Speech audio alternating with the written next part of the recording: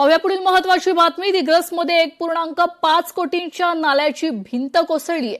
पहिल्याच पावसात नाल्याची भिंत कोसळली आहे, तर कंत्राटदार आणि अधिकाऱ्यांवर आता कारवाईची मागणी करण्यात येते आहे।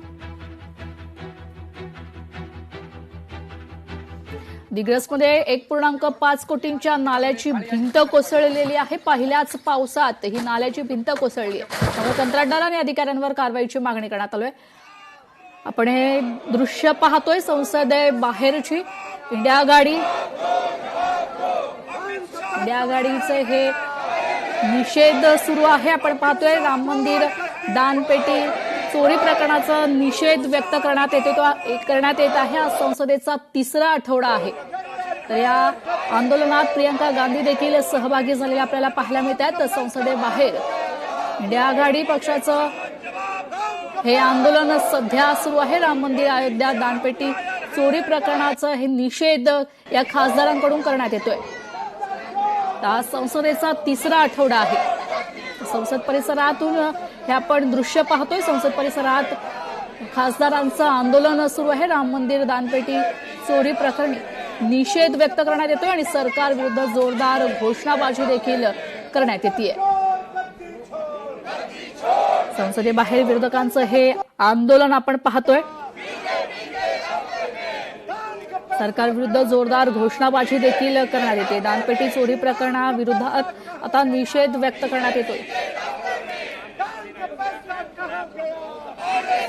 आपण हे पाहतोय अमित शहा संसद से गायब क्यों है असा सवाल आता खासदारांकडून करण्यात येतोय।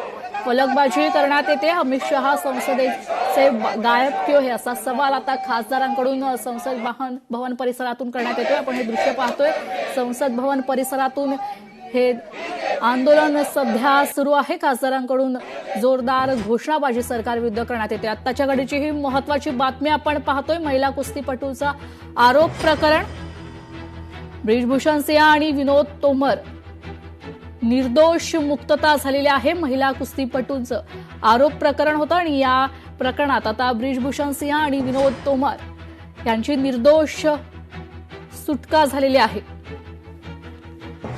आत्ताच्या घडीची ही महत्वाची बातमी आपण पाहतो आहोत। ब्रिजभूषण सिंह आणि विनोद तोमर यांची निर्दोष मुक्तता झालेली आहे।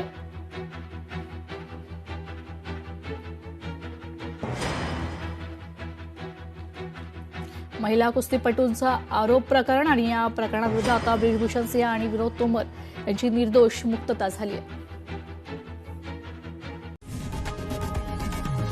लोकशाही मराठी ऐका, पहा, जागरूक रहा।